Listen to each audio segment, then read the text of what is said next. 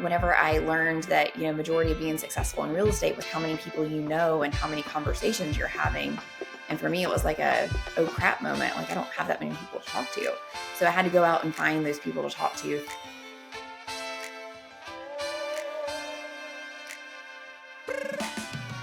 I absolutely love when I talk to one top agent who connects me to another top agent, because it keeps this podcast absolutely going and keeps me in front of interesting people who I can learn from. So today I'm really excited to talk to someone who I've been watching videos of online for the last couple hours, which sounds creepy, but it's not, because she's a real estate agent. So Sarah Maslowski from the Georgia area, welcome to the show today. Yeah, thank you for having me. So Sarah, let's start out with the basics. Where in Georgia are you? How would you describe the market you serve, and walk us through how long you've been in real estate? Yeah, so I am an hour north of Atlanta. So I broadly just say North Metro Atlanta area is where I serve. I specifically live in Gainesville, Georgia. So again, an hour northeast of Atlanta. Because of my business and how it is, we've ended up kind of really serving a lot of the Metro Atlanta area out of necessity. And so it's kind of really broadened our base. I've been a real estate agent for 6 years, got licensed in 2018. And our market here can be very challenging, expensive. And, right now, I'm sure a lot of other agents are experiencing this, is kind of like a tale of two markets, in the sense that we still have multiple offer situations in some areas, but then in some pockets, it's, homes are sitting that otherwise would have sold very quickly. So that's currently kind of the landscape of the North Metro Atlanta area. So before we talk about all the things that have made you one of the top agents next, let's talk about that. I haven't heard that description before, but that's how I feel.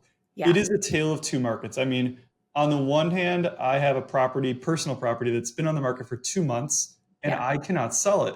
And on the other hand, in the mortgage business, we have 800 pre-approved clients who would have the money and they're ready to buy, but they can't find anything to buy. They can't get offers accepted. It just feels like we're in, like, something odd is happening. And I love that description. Why is this? Like, what is going on in the market? Like, what have you seen? Is it price ranges? Is it areas, housing stock? I think it's a combination of all of those factors. Here in our area, we still have pretty low inventory, despite headlines that you see in the news. We're still down 20% in a lot of areas compared to what a normal market would have in terms of inventory.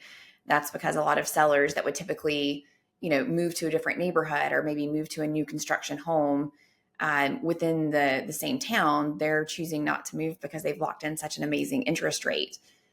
At the same time, as interest rates have started to rise, it's posed a big affordability problem because of the fact that home prices haven't changed during this time as well. And so, and the reason the home prices haven't changed is because the inventory problem. We still have more demand than we have supply. And unfortunately, that's not really going to change anytime soon. Mm-hmm. Another thing that we're kind of seeing in that tale of two markets is, even though we still have a lot of demand, buyers now are a little bit pickier about the homes that they're choosing to make offers on. And so we have homes that are sitting on the market. Typically, those are ones that either aren't in the best condition. Cosmetically, they don't look the best. They still need a lot of updates, and or they're overpriced. And sometimes it's a combination of those factors, where sellers sometimes still have in their mind, their neighbor sold the house last year or 2 years ago for multiple offers, within the first day. And so sometimes the seller expectation is not meeting what the market is right now. And then, in some areas we have homes that are being listed that are in great condition. They're staged really well. They're updated and they're priced right. And then you have all those people flocking to that, which is then causing the multiple offers. Mm-hmm. So that's definitely what I'm seeing here in our area. No seller thinks that their baby is ugly. But I mean, at the end of the day, yeah, that is a very great analogy. Yeah, like everyone's watching, like, TV. They're watching selling Manhattan right now, and they're seeing all these beautiful $10 million houses that sell in a second, but their house is not like that. So definitely challenging. And I think you also have a lot of agents that have gotten into the business over the past couple of years, and they're not used to having those really detailed conversations and preparing a Mm. home for the market. And so they may not, know how to go into a listing appointment and tell the seller, yeah, you can't sell this house with this condition of, the carpet and the paint color. And, you're just not going to be able to get what you want out of this. And instead, they're just saying, okay, yeah, let's list it. And then the seller's left wondering, why their home's been on the market for 45 days and hasn't sold. Well, that comes down to some pricing strategy too. I mean, Yeah. so many agents don't have experience in properly pricing a Yeah. home, and you see homes that are drastically underpriced that then have bidding wars, and it leads to this perception that the market's like the best it's ever been. But then on the same token, you have homes that are overpriced because that's what the seller thinks it's worth, like you were mentioning before. And then those homes have many price reductions, sit on the market forever, and it's just an interesting scenario. But enough about the market. I want to talk about you came up with a marketing strategy for yourself after trying and being mildly successful at 30 different marketing strategies in general, but you found one. You found the one, Yeah. the shoe fit, as they say, and you now do 95% of your business from one specific lead source, and you like it, you're in love with it, you're happy with it. So walk us through where you were before and what you found. What was this magic one thing that you found? Yeah. So when I got licensed in 2018, I joined a real estate team. Ultimately ended up not being the best fit for me, but it was a great in the fact that it taught me how to lead generate. And so at the time of being licensed, I had only been here in the metro Atlanta area for 3 years. And so I still felt relatively new, didn't know a whole lot of people. I'm not a super social person. So whenever I learned that, majority of being successful in real estate was how many people you know and how many conversations you're having. And for me, it was like a, oh crap moment. Like I don't have that many people to talk to. So I had to go out and find those people to talk to through open houses, cold calling, circle prospecting, expireds, all of those things.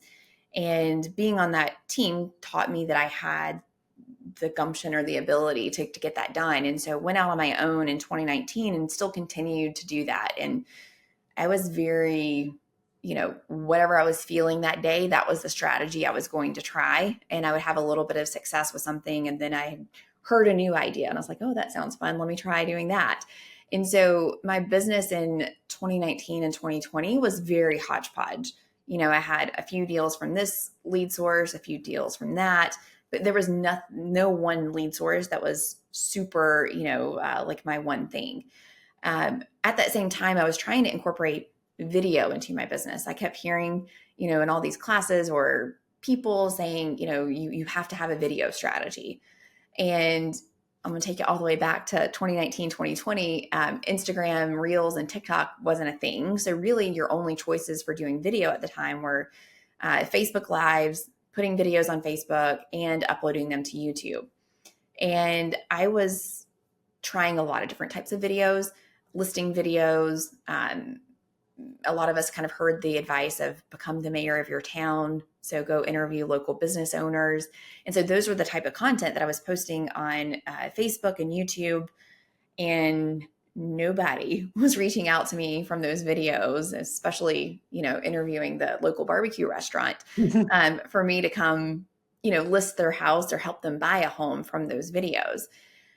So I was feeling frustrated. And I came across a group of real estate agents on Facebook. Someone mentioned to me like, oh, there's agents making videos and putting them on YouTube and having good success.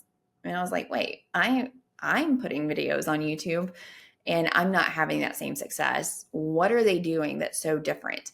And so, of course, I went and looked at their channel and looked at their videos and I was like, oh, this is drastically different than the type of content that I'm posting on my channel.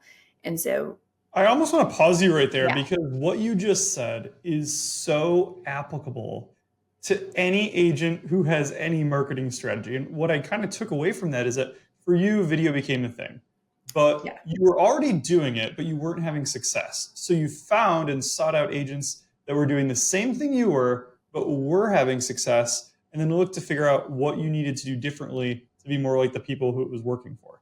So I think like I want to like really tell people listening, like just even if you're not interested in video, don't stop listening now, because that specific thing is what takes any strategy and makes it successful. If you're calling expireds right now and it's not working, find 5 agents that are calling expireds who it is working for and find out how to change your strategy to be more like theirs. I absolutely love that, Sarah. That's genius. Yeah. So what types of things did you change?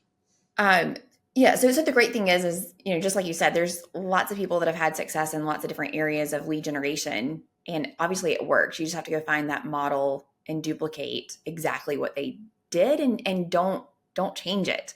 I think that's a lot of failures that agents have is that you see someone doing something, you're like, oh, I can do that, but I can do it better. And I'm going to do it in this way.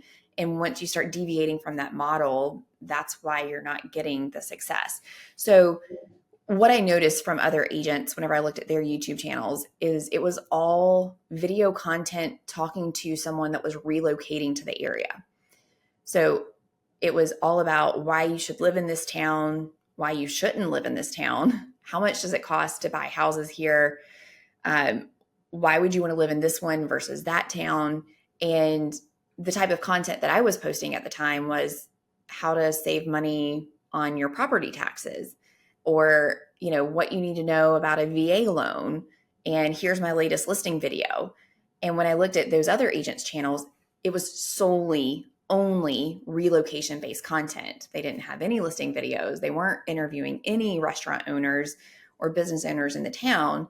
And for me, that kind of clicked. I was like, oh, that kind of makes sense, right? Because if you think about YouTube, it's a search engine. It's owned by Google. And people whose behavior, whenever they're moving to a new area that they don't have a whole lot of information on, or there's something that they're considering, they're going to go do that research. Your local people in your town, they're not going on Google, searching for information on a specific area. They already know, or they're just going to ask their neighbor, friend, or family member for a realtor recommendation. So you have a huge advantage of capturing people that are seeking out that information. And if you can be that information source for them and you're providing them that content and all that value up front, naturally, they're building that relationship with you from watching your content, so that when and if they do decide to move, they're calling you to help them purchase in that area. So that's really kind of the strategy in a nutshell. And really what I did is I just saw these other agents' videos and, I just R&D'd it. So I would see their video title and what their kind of information they were sharing. I would go and do the research for that in my own area. And I would just simply make that video about my area. I love that. So I was going to ask you, like, I noticed when I went to your channel that it seemed like the titles for your videos were very like attention grabby. They're like the things that like make me want to click on it. I'm like, ooh, there's a little controversy here, right? Like, I always joke that like a great title or a great social media post is about evoking like non-political controversy, Yes. right? Like you're not posting like, ooh, Trump Biden, but you're posting like 10 reasons why you wouldn't want to live somewhere. That makes me want to click, right? Because like, Yes. I want to know I want you to spill the tea on this. So how do you, I know you're taking a lot of these title ideas that you're getting from other agents that you're finding online, but how are you spinning each title into something that's so like, I don't want to call it clickbaity, but so like mouthwatering or tantalizing, I guess would be the better word. So one of the things I learned in studying other agents and talking to other agents that were having success with this is that the very first goal is to get someone to click on your video. And so one of the most important things is the title of your video and that thumbnail of the video. So your thumbnail is that image that you see whenever you go, search on YouTube, and then, all these videos start popping up. And thumbnail is kind of like your book cover, if you will, or the DVD cover. We don't have those anymore, right? For anyone the cover of the listening Netflix below show. 30, a DVD is a video on a disc. Yes. So that little cover on Netflix that pops up. And so those are two very, very important things for your video. And you want to pique someone's interest. And in the process of studying other agents and their success, those negative titled videos are going to elicit more views and more watches because people are curious. And if you notice your own behavior, if you go and look, I love to check Apple News every day, see what's going on. But I find myself, there's always a BuzzFeed article that's in like that top 5. And I don't know if my top 5 is different than your top 5, but it's always a clickbaity title, Mm-hmm. and you inevitably just have to click on it because you want to know what are the 5 must-have products from Target that you don't know about. I think my wife might get the same ones you do. I think mine might be a little Okay, little yeah. different, right? Just kidding. Um, so as much as what for me, it's not my natural style, I think, to do this, and yet it works. Mm-hmm. And I think the important thing is that you're not over exaggerating, or you're not doing an entire bait and switch on someone, but it is something that is teasing them, giving them, piquing that curiosity from a viewer standpoint, making them want to click on that video. And then it's up to you and the information that you provide in that video to give them that information that they need to know. And one of the most popular or better performing video categories that we have is don't move to this town, or 10 reasons why you may not like living in blank. And people really want to know why they wouldn't want to live there. And that may sound counterintuitive, but what we have found is that giving people both the good and the bad of being somewhere helps develop and build that trust with people that are watching your videos. And it gives you a better relationship with them, and you're giving them honest information that they need so that they can make a good informed decision about the area that they're researching. And they really appreciate that local knowledge. And if you're only telling someone all the good, great things about everything along and never sharing that negative, then you're not being very authentic in yourself and what you're presenting. I love that. So, and I think that's something, it's a question I get all the time. Agents who are doing videos or writing blogs or putting, I guess, like any type of content out there are always worrying like about offending someone, like whatever. But you have a very clear audience, and your audience is people who are thinking about moving to that city, meaning your audience is not the people that already live there, who might not like that you say that it's not very walkable, or it might not Right. have the best landscaping. I don't know what the negative would Yeah. be. Yeah. But like for the audience you're talking to, the content is really perfect and they appreciate that. Right. What can you give us any examples of like any negatives that you commonly share about an area, or any types of negatives that you wouldn't share, or that like you're not allowed to share? So, traffic is always something that, Yeah. that comes up as a negative that I want to be honest with people and share with them. Especially certain areas of Atlanta, you can, on a Sunday morning at 2 a.m., can you get to the airport in an hour? Yes. But is that realistic for, when you're actually going to the airport? No, that's going to be an hour and a half, hour and 45-minute drive, because traffic sucks. So, those are some good negatives that you want to share. A popular topic that always comes up or people want to know is an area safe, or does it have good schools? Right. And That's a controversial one in real estate, right? Due to like fair housing and yes. whatnot. And so you always want to make sure that you're not giving your opinion, but you're referencing another published source. And so we have websites that we use, and we say, according to greatschools.org, here's the rankings, and showing that website and showing the actual data from them. So that information is coming from another third party source. It's not coming from me. And then we always just kind of, insert the caveat of, but of course, do your own research, and we give people ideas of where they can get their own research information from. So those are, can be somewhat controversial topics, or could kind of fall into that steering fair housing. And it's also information people need to know. So it's almost like you can't make a video with or educate someone about an area without sometimes touching on some of those things. So you just need to always have a reference resource and cite that in your video. Well, and I love that because in your videos, you're sharing stuff that like other agents just really aren't sharing. I mean, so many real estate videos, especially the marketing centric ones, are so whitewashed and it's all like this fake positive stuff that, oh yeah, XYZ city is a great place to live to because it's great for family. Like it's so made up. But Yeah. your content is very specific to the areas you're talking about, and each video is unique. I mean, you're saying things in one video about one town that you're not saying about another town in another video. And I think that's what your viewers, now customers, have grown to love. So how much business did you do in 2023 off of YouTube specifically? So we were able to help 60 families last year directly from YouTube, and that accounted for 31 million in volume.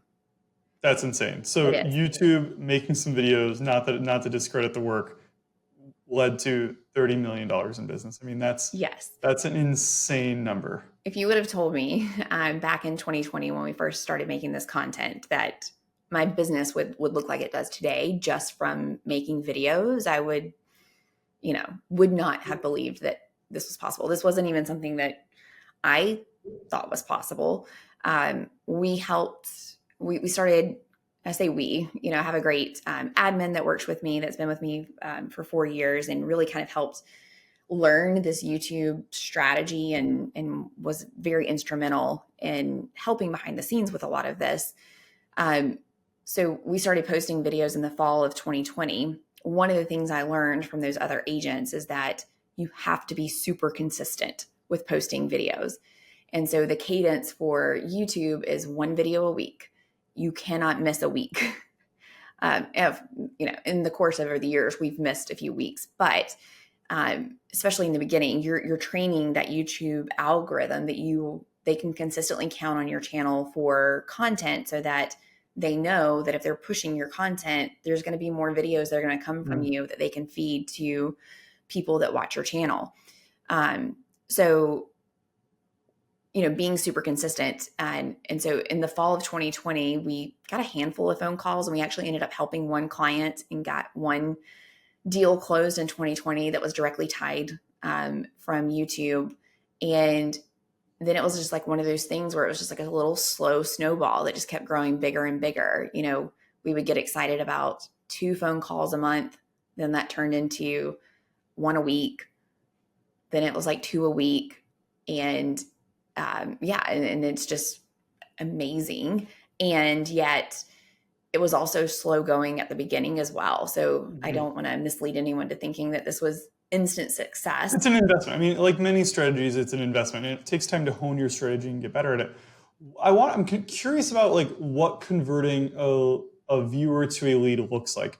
Are they like, how are they getting a hold of you? So they watch the video. Is there like an easy call to action underneath the video that's like, click this button to become a customer of mine, or is it a phone number? How are you getting that first conversation with them after they watch your videos?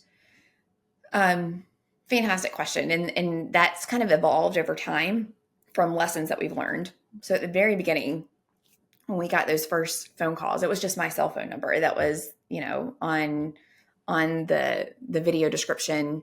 And the call to action was just simply exactly what I saw these other agents doing, which is like, hey, if you're thinking about making a move to this area, please reach out to me. You can find my phone number below this video. Simple as that. You don't want to overcomplicate things for viewers. You don't want to make them download a relocation guide or go to a landing page. And, you don't want to make it very difficult. And so the best part of this is that the people that are reaching out to you, there's a very high intent of taking action.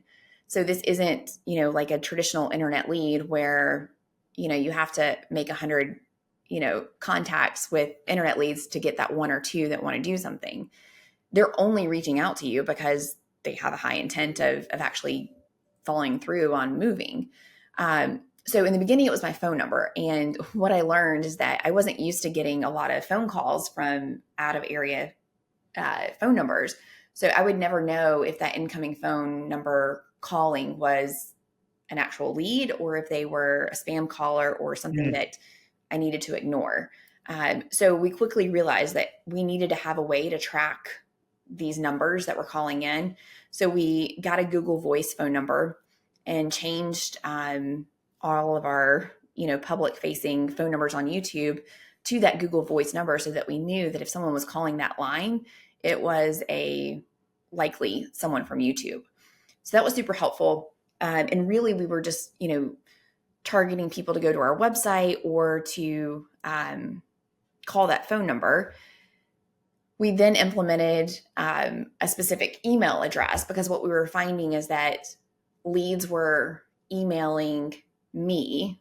They were, I had my email address on there because I was like, oh, the more ways people can contact you, the better. And what I was finding out is that as my business was getting busier and busier, some people were emailing and I wasn't catching that email that was coming through.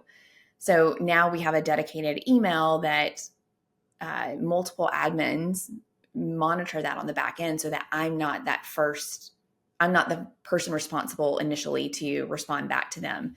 I have other, support staff that can help with that. Now we've kind of evolved to giving them we don't necessarily like to drive the traffic to our website anymore to reach us. It's now like, here's a link that you can click on to book a call. And that link that they click on is a Google form that we created that just asks them qualifying questions: price point, time frame, area they want to be in, what's bringing you to the area. And what we have found implementing it this way and having them kind of fill out that information ahead of time, it helps us kind of gauge how quickly do we need to respond to someone. And also, is this someone that's even realistic about making a move?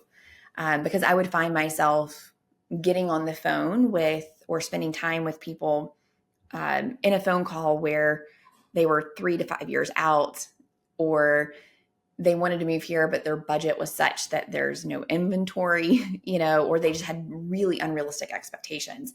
And so as the business has gotten busier, we've kind of streamlined that so that I'm not the person answering those specific or helping those specific people, in the sense that it's just not a good use of my time. Does that make sense? I love that. And I think too, like, agents could use a version of that strategy with any of their lead sources. Really, Yeah.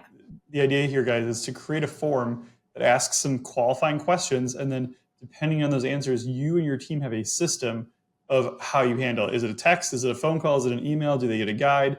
Or do they get an in-person meeting with you, right? I'm sure if someone is moving to the area, they're a neurosurgeon, they have a $5 million budget and they want to be in the next month, like, you're dropping everything and meeting them wherever they need to go. But if it's someone with a $100,000 budget moving there from a trailer in Idaho, that might not be the best fit for you to cancel your family plans this weekend. Correct. Yes. Okay. Yeah. I love that. Well, tell us about what's next. So you've really mastered the art of YouTube. You're one of the top YouTube based agents in the country. What are you doing next? Are there any other things that have been working for you that you're testing, that you're curious about? I'd love to hear about what your plans are. So I am a firm believer in, you have to like master one thing before you can try to implement other things. And so early on in this growth journey of YouTube, a lot of agents or other people would say, oh, why aren't you repurposing this video and posting it on Instagram and Facebook and TikTok and, kind of being everywhere.